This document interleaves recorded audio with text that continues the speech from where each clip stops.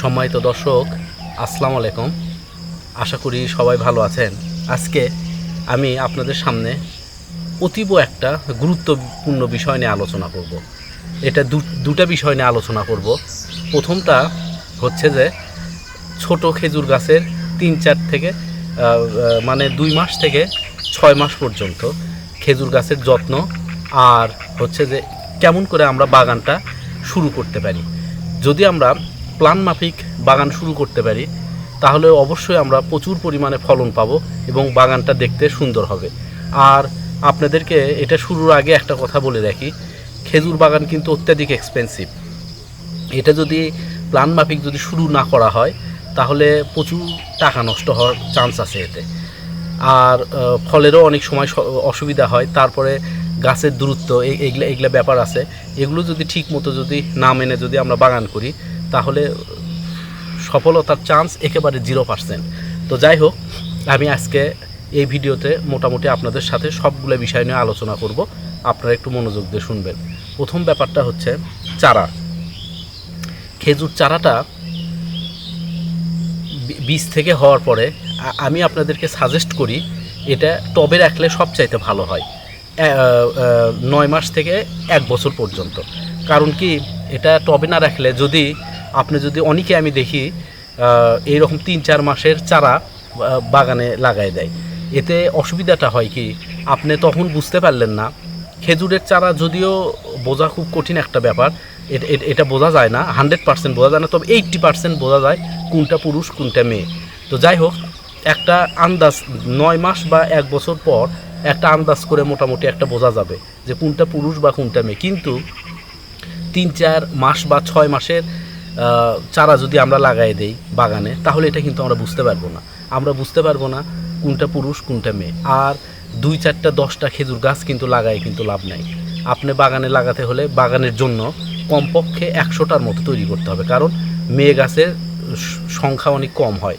তো আপনি যদি 8টা বা 9টা বা 10টা মেয়ে গাছ পান, এখানে আপনার আরও 90টা গাছের আপনার যত্ন করতে হবে এর সাথে। তো এটা কঠিন একটা ব্যাপার। কারণ আমি এই জন্য বলতেছি, কারণ খেজুর গাছে প্রচুর পরিমাণে সার দিতে হয়, আর 4 বছরের আগে আপনি কোনো রিটার্ন পাবেন না। তো এটা আপনাকে শুধু খরচই করতে হবে। তো এই জন্য প্রথম থেকে কষ্টের ব্যাপারটা, সার দেওয়া বা এগুলো করা আসলে এত কোনো কঠিন ব্যাপার না, কিন্তু 4টা বছর 5টা বছর এইরকম কন্টিনিউ করা এটা কঠিন ব্যাপার। তো এই জন্য প্রথম থেকেই কষ্টের ব্যাপারটা চিন্তায় রাখতে হবে। ওষুধের ব্যাপারটা বাদই দিলাম, শুধু কস্টিংয়ের ব্যাপারটা আপনাদেরকে বলতেছি। তো এই জন্য যদি টবে রেখে দেন আপনারা, তাহলে মোটামুটি 9 মাস বা 8 মাস পরে আপনারা বুঝতে পারবেন যে কোনটা পুরুষ কোনটা মেয়ে। তো এই টবে রাখার সময় আপনাদের খাবারও টবে বেশি দিতে হবে না, রাসায়নিক সার ব্যবহার করতে পারেন এবং কেঁচো সার ব্যবহার করতে পারবেন। টবে এগুলো খুব একটা বেশি হবে না, কিন্তু যখন আপনি মাটিতে দিবেন তখন এর 5 গুণ 6 গুণ পরিমাণে খাবার দিতে হবে। আর খেজুর গাছের আর একটা ব্যাপার মনে রাখবেন, আপনারা শুধু 2 বছর 3 বছরের কথা চিন্তা করলে হবে না যে 3 বছর পর বা 4 বছর, হ্যাঁ 3 বছর পর ফল পাওয়া যায়, কিন্তু আপনাকে 3 বছরে অন্তত প্রত্যেক বছরে অন্তত 4 বার করে হিউজ পরিমাণে খাবার দিতে হবে। তা না ছাড়া আপনি কোনো রকমের ফল পাবেন না। আর কোনো গাছে যদি অসুখ হয় সে গাছে ফল পাওয়ার চান্স একেবারে 0%। 1-1.5 বছর আপনার এই অসুখ সারতেই লাগবে। তো সব সময় ছত্রাকনাশক তো ব্যবহার করতেই হবে, আর কীটনাশক তো আছেই। কীটনাশক এবং ছত্রাকনাশক সবসময় ব্যবহার করতে হবে। তো ছাদে যদি এগুলো থাকে বা টবে যদি থাকে তাহলে আপনাদের পরিশ্রমটা একটু কম হবে এবং খরচের পরিমাণটা অনেক কম হবে। 9 মাস পরে যখন আপনি লাগাবেন, হয়তো আপনি 20টা বা 25টা গাছ চুজ করলেন যে এর মধ্যে আপনি বুঝতে পারবেন। এখন হয়তো মনে করতেছেন পুরুষ গাছ মেয়ে গাছ বাছাই করা কঠিন, তখন মোটামুটি বুঝতে পারবেন এবং 80% সঠিক হবে। তো এরকম 25টা গাছ যখন নিয়ে আসবেন, এতে যত্ন করতে পারবেন ভালো মতো এবং আপনি একটা সুশৃঙ্খলভাবে লাগাতে পারবেন। অনেকে করে কি, বাগানে হয়তো লাগায় রাখছে 100টা গাছই লাগাইছে বা 400 গাছ লাগাইছে, তাদের যুক্তি হলো যে 400টা গাছ, আমি এরকম অনেক বাগান দেখছি ঘন করে লাগাই দিছে।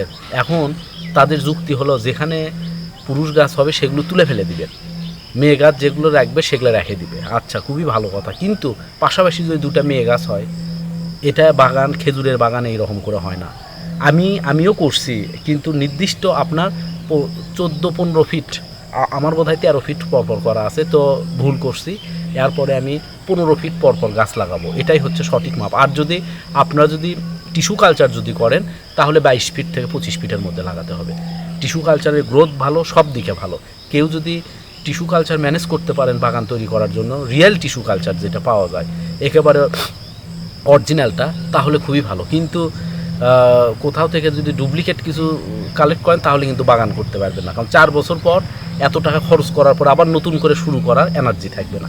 আর বীজের চারার কথা আমি সেজন্য বলতেছি, আপনারা এগুলো মোটামুটি 1 বছর ছাদে রাখার পরে 13 থেকে 15 ফিট পরপর এটা সুন্দর করে লাগাই দিবেন এবং যত্ন করবেন। প্রচুর পরিমাণে কেঁচো সার দিবেন, রাসায়নিক সার দিবেন, খেজুর গাছের সমস্যা নাই। আর এই বাগানটা যখন করবেন, বাগানটা হবে একটু উঁচু জায়গায় হবে। যদি নিচু জায়গায় হয়, বন্যা কবলিত এলাকা হয়, খেজুর গাছ মারা যাবে। একেবারে বাগান করতে পারেন। বন্যা কবলিত এলাকায় খেজুর গাছ হবে না। নোনা এলাকা যেগুলো বাংলাদেশের, যেমন দক্ষিণাঞ্চল জেলা বোধহয় বাগেরহাট, খুলনা, এই সাইডে আমি শুনলাম 2-1 খেজুর গাছ করতেছে, খেজুর বাগান। তাতে আমি বুঝলাম নোনা পানিতেও খেজুর বাগান হবে, মানে নোনা পানি যে এলাকায় আছে ও সমস্যা নাই, খেজুর বাগান হবে নোনা অঞ্চলে। কিন্তু আপনার বন্যা কবলিত অঞ্চলে, যেখানে বন্যার পানি ওঠে, যেখানে পানি উঠে ডুবে যায়, সেখানে খেজুর বাগান হবে না। তো বাগানটা যখন আপনারা জায়গাটা যখন ঠিক করলেন, তারপরে ঠিক 12 ফিট বা 15 ফিট পরপর খেজুর গাছগুলো লাগাই দিয়ে প্রচুর পরিমাণে খাবার দিবেন। তাহলে আপনার হবে কি, আপনি 3 বছরের মধ্যেই বা লাগানোর 2.5 থেকে 3 বছরের মধ্যেই আপনি বাগানে ফুল দেখতে পাবেন। পুরুষ ফুলগুলো আগে আসবে, মেয়ে ফুলগুলো পরে আসবে। তো আপনি নির্দিষ্ট পরিমাণে যে আপনার বাগানের সাইডে যেটা আছে, ভিতরের দিকে আপনি মেয়ে গাছগুলো দিলেন, আর বাহির সাইডে পুরুষ গাছগুলো দিলেন, মানে যেখানে আপনার সীমানা আর কি শুরু হবে, যাতে বাহির থেকেও যদি আসতে চায় বা করতে চায়, প্রথমে পুরুষ গাছ দিলেন। এগুলো একটু বড় হয় আর কাঁটাযুক্ত বেশি হয়, এটা আপনার বেড়ার কাজও করবে, যাই হোক। তো আর ভিতরের দিকে মেয়ে গাছগুলো দিলেন। তো এগুলোতে আপনার বছরে 4 বার করে প্রচুর পরিমাণে খাবার দিতে হবে। আর যে বছরে আপনি ফলের চিন্তা করবেন, সে বছরে আরও বেশি, 4 বার দিলে হবে না, 6 বার দিতে হবে। তো প্রত্যেকবার গোবর সার, কেঁচো সার মিক্স প্লাস রাসায়নিক সার। খেজুর গাছে সার দিলে সমস্যা হয় না, যত সার দিবেন কোনো সমস্যা না, সব এরা খেয়ে নেয়। কিন্তু এখানে আর একটা সমস্যা আছে, যখন আপনি সার দিবেন, সাথে সাথে দেখবেন একটু যদি পানি পায় ওই গাছে, দেখবেন যে সাথে সাথে আপনারা দেখবেন যে প্রচুর গ্রোথ হয়েছে, অনেক বেশি। এই গ্রোথে এই কাণ্ডটা এত নরম হয়। আর আমি এর আগের ভিডিওতে আগেই বলছি, খেজুর গাছের কাণ্ড এখানকার, মানে সৌদি খেজুরের কাণ্ড মিষ্টি, আমাদের দেশি খেজুরের মতন। আর গ্রোথ বেশি হওয়ার কারণে এটা অনেক নরম হয়, পোকার আক্রমণ বেশি হয়। তো আমি এর আগে একটা ভিডিও করছি যে যত রকমের পোকা এবং ছত্রাকনাশক, ওই ভিডিওটা দেখবেন, দেখে এইভাবে স্প্রে করবেন 15 দিন পর পর। আর খেজুর গাছের সবচাইতে গুরুত্বপূর্ণ একটা জিনিস এখন বলবো, এটা যদি মনে না রাখতে পারেন, প্রচুর পরিমাণে আপনাদের গাছ মারা যাবে। আমারও অনেক গাছ মারা গেছে, আমি ব্যাপারটা জানতাম না। আর এই জন্যে আমি আপনাদেরকে বলি যে বীজ থেকে করেন। কারু কাছে থেকে 20,000, 25,000, 15,000 টাকা দিয়ে শাখার চারা কিনবেন, 1-2টা শাখার চারা কিনে আপনার 2টা শাখার চারা যদি কেনেন, কমপক্ষে 40,000 বা 50,000 টাকা নিবে, কমপক্ষে এটা। আচ্ছা, আপনি হয়তো কিনলেন, ভালো গাছ পাইলো, কিন্তু আপনি অনেক কিছু জানেন না, এতে আপনার গাছ মারা যাওয়ার চান্স থাকবে 50 থেকে 80%। মারা যাবে, 2-1টা মারা যাবে। আমারও অনেক মারা গেছে। এখন আমি জানি কিভাবে মারা যায়, কিভাবে কি হয়, আমার মোটামুটি একটা আইডিয়া হয়ে গেছে। এখন আমি সেভাবে করতেছি। তো খেজুর গাছের যে গুরুত্বপূর্ণ কথাটা আপনাদেরকে বলতে চাচ্ছি, খেজুর গাছ 2 রকম রূপ ধারণ করে। একটা হচ্ছে গ্রীষ্মকাল, মানে এই বর্ষাকালে, বর্ষার সময়টা, এই সময় খেজুর গাছের গোড়ায় যদি একটু পানি জমে, তাহলে গাছ মারা যাবে। এই যে বৃষ্টি হচ্ছে, 1-2 বার বৃষ্টি হচ্ছে, আমি কিন্তু পানি দেওয়া বন্ধ করছি আজকালকের মধ্যে। এগুলো আমি গোড়ায় নিচু করে রাখছিলাম যাতে পানি জমে, আর খুব 2 থেকে 3 দিনের মধ্যে আমি এগুলো সব বন্ধ করে দিব, আর কোনো পানি দিব না।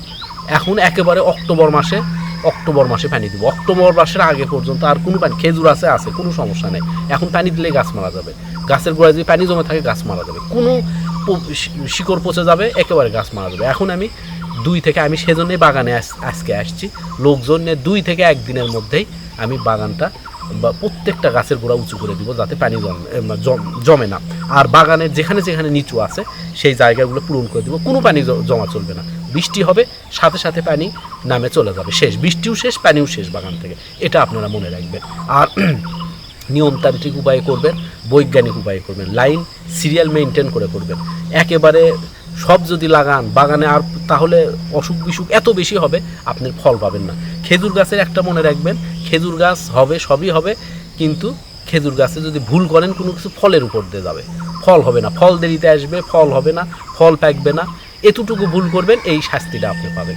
আমার প্রচুর বাধা আসছিল, ওষুধ দিতে সমস্যা করছি, যখন বাধা আসছে সেই সময় ওষুধ দিছি, কি হয়েছে, অনেক বাধা ঝরে চলে গেছে। তো অনেক ঝরে গেছে, কিছু আছে। তো এখন সামনেবার আমি এগুলো জানলাম, তো এইরকম করে শিখতে হবে। এই জন্যে বীজ থেকে করলে এগুলো শিখতে পারবেন। সরাসরি খেজুর বাগান করতে পারবেন না, আর খেজুর বাগান সময় না দিলে করতে পারবেন না। আর এটা সোজা কোনো ব্যাপার না, বিদেশি ফল, যে যত কথাই বলুক, এটা অনেক ঝামেলা আছে, অনেক কিছু, কিন্তু সম্ভব, অসম্ভব কিছু না। বাংলাদেশের মাটিতে প্রচুর পরিমাণে খেজুর হবে, এবং আগামী 7-8-10 বছরের মধ্যে অনেক লোকজন বাসায় বাসায় এগুলো চাষ করবে, এটা আমি শিওর। কিন্তু ঘটনা হচ্ছে এই জিনিসটা সোজা না, গাছ লাগায় রাখবেন, আম গাছ জাম গাছের মতো না, ফল পাবেন না। তো দর্শক, আরও ভিডিও করব, আপনাদেরকে আপডেট দিব। আমার ভিডিওগুলো যদি দেখেন ঠিক মতো, ইনশাল্লাহ বাগান করতে পারবেন, তাতে কোনো সন্দেহ নাই। তো সবাইকে অনেক ধন্যবাদ। আসসালামু আলাইকুম।